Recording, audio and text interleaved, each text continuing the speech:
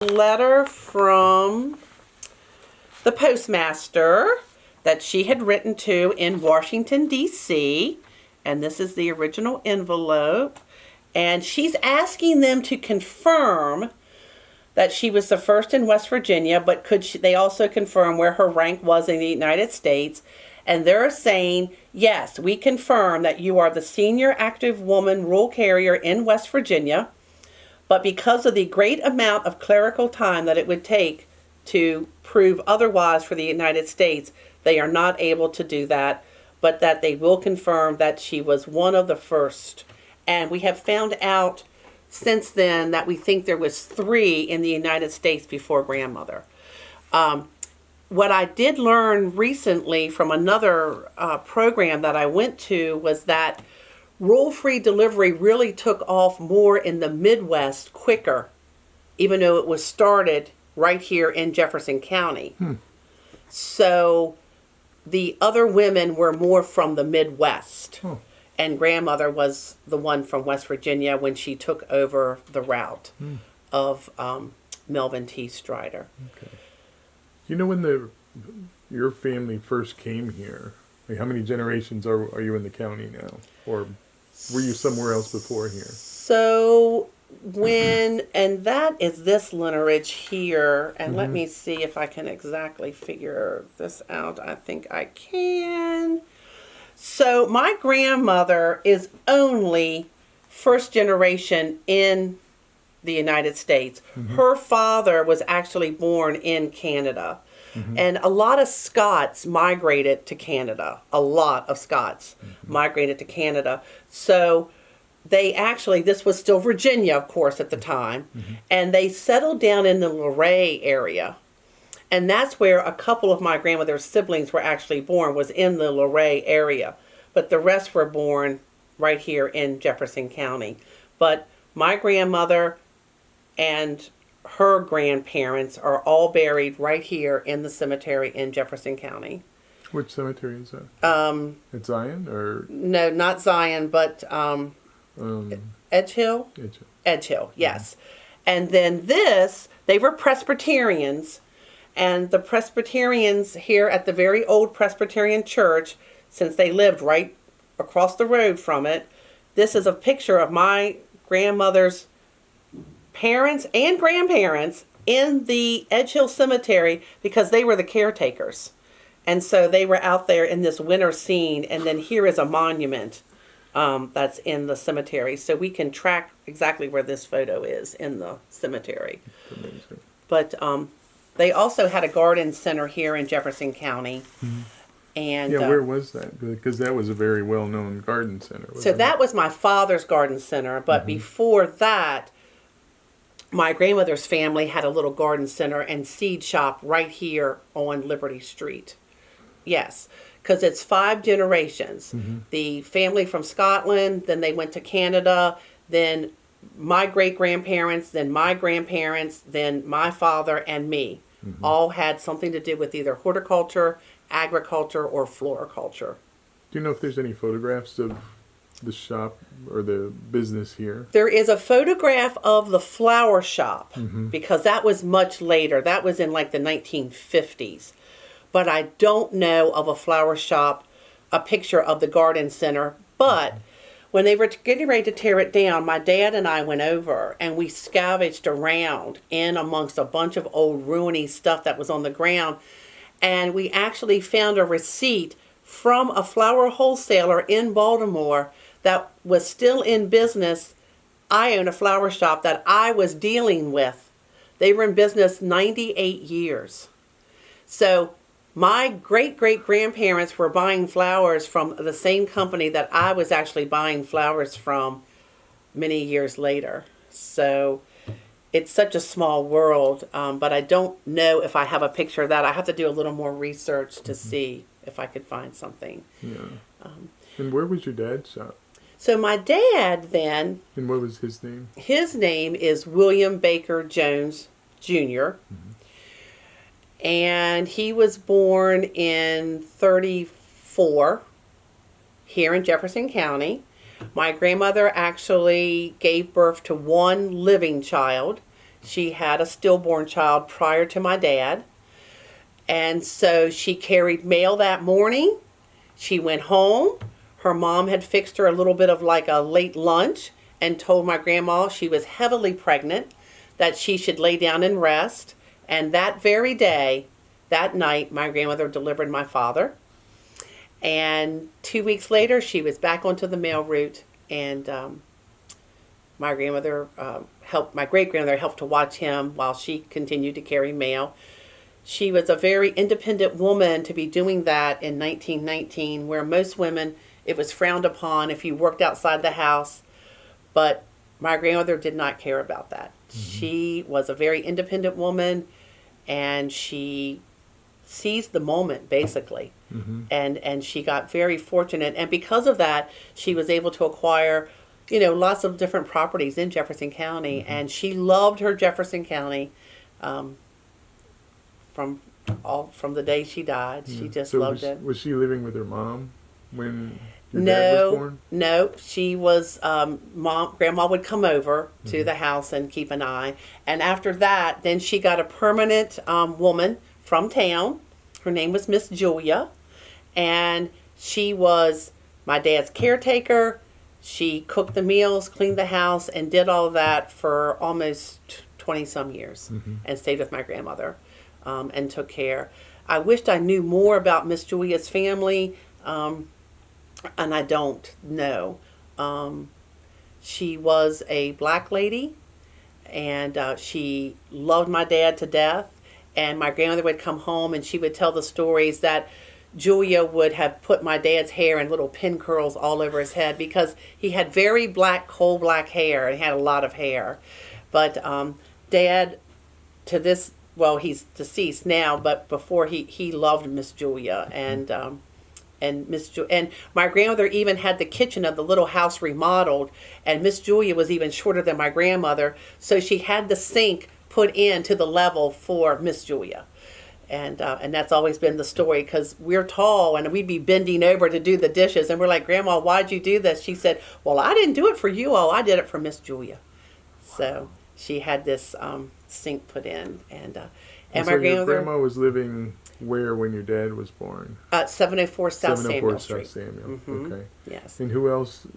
Who was the father? So my grandfather is William Baker Jones Sr.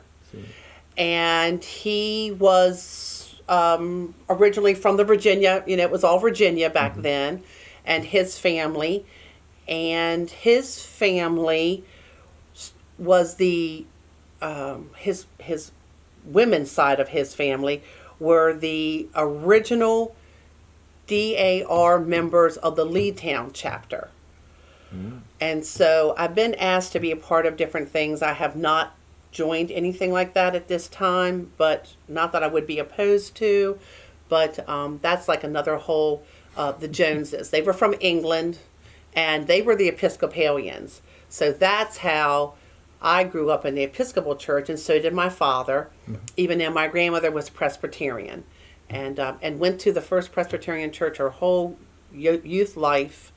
But she was a spiritual woman, but she wasn't a real religious woman. Mm-hmm. So she did not go to church, but she thought it was important to send us to church.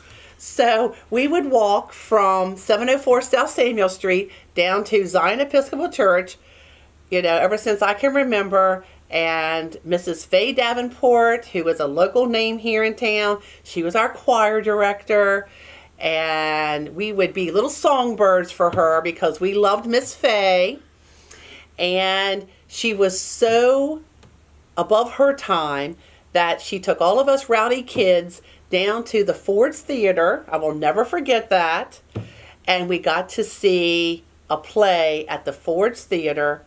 And yes, and we also got to see Godspell, which was unheard of back then because that was controversial, but not for Miss Faye. She took us down, and we all got to see that.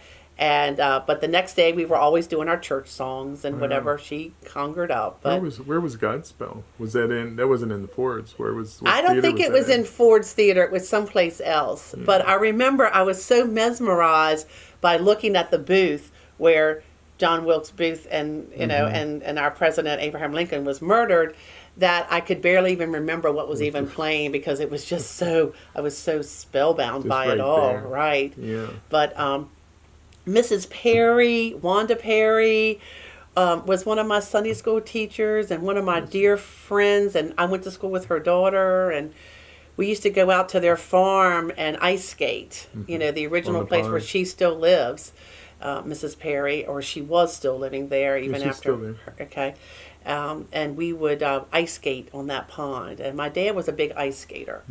So When you went out there at the pond, where that chimney is now, Yes. was there a house there, a little cabin or something there? I do not remember that.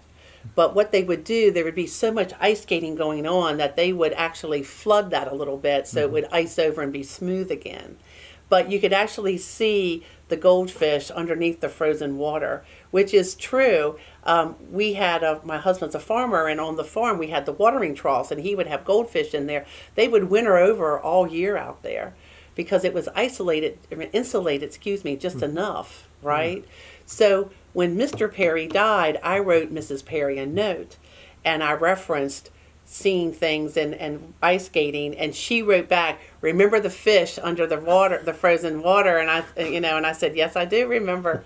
So, but those are just some of the little things about just growing up here in Jefferson County. Yeah, what was the impression? So you're born in 60. Mm-hmm. Describe downtown at the time. Oh my goodness. Well, the pharmacies were down there, Moffitt's. We always had to go to Moffitt's, Stuck in Algiers. They all had soda jerks. They all had fountains.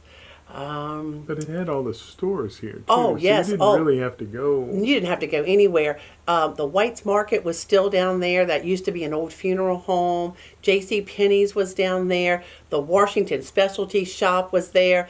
I remember saving my money to buy my very first little skirt that I got to wear to a dance there. The hardware store was there, Valley Hardware, and all the beautiful old cabinets, and you could buy anything in there you wanted. Newberry's was down there. Upstairs was where they had all the sewing notions, and my grandmother taught us how to sew.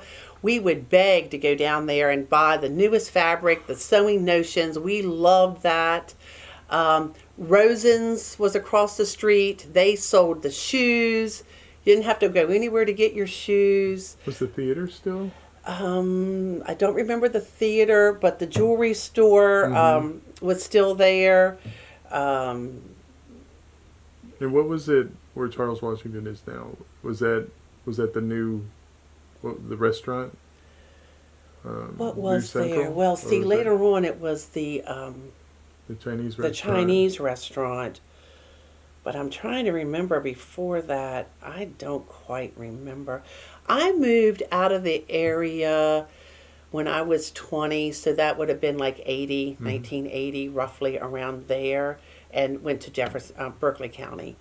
And that's where I met my husband, raised my children, and I have a flower shop there. What schools did you go to when you were here? So here, I went to Wright Denny, and I went to the old Wright Denny, and I hate to say it, but you know how kids were. We were little, and we used to say, "Oh yeah, maybe one day our school will burn down." Our school, and when the day the school burned down, we had what we used to call our little bicycle gang. There was about 7 of us local kids around Samuel Street. We would get on our bikes, and as soon as we got word that the school was on fire, we raced over there on our bikes, and all of us, the boys included, were just crying because our school was on fire. But and then from there, they had the other Wright Denny, and then I went to the Page Jackson, which is now the Board of Ed, and we walked because from Samuel Street we walked right past Happy Retreat.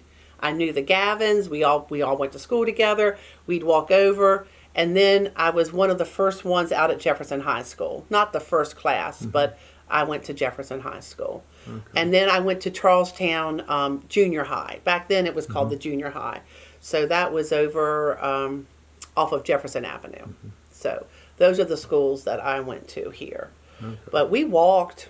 We were just expected to walk. We even walked over to the junior high because we just cut right across the park, cut up to Jefferson Avenue, cross over, and right there you'd be at the You're school. Right there. So. Wow. And so when you were still here, if you went out Washington Street toward where all that stuff is now, all the fast food and the track and everything out there, Those were farms. it was all just farms, wasn't it? That was just all farmland.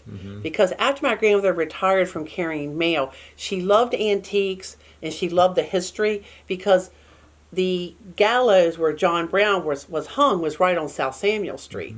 So we always would trek down there. Now, that house that's there now was not there the day they hung John Brown. Right.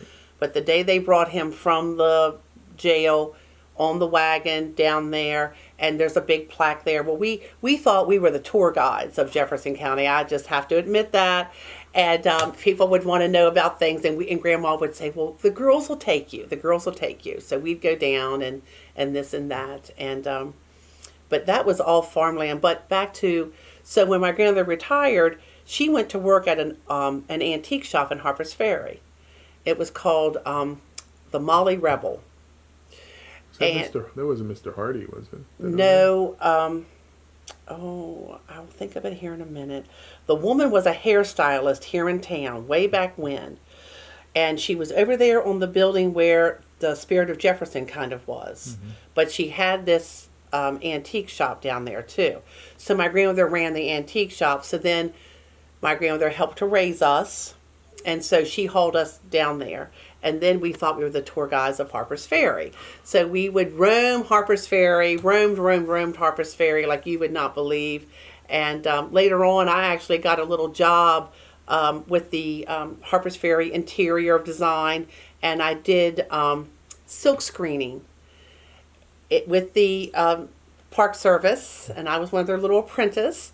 And so I had a little part-time job that year too. So, Wow. yes. So cool.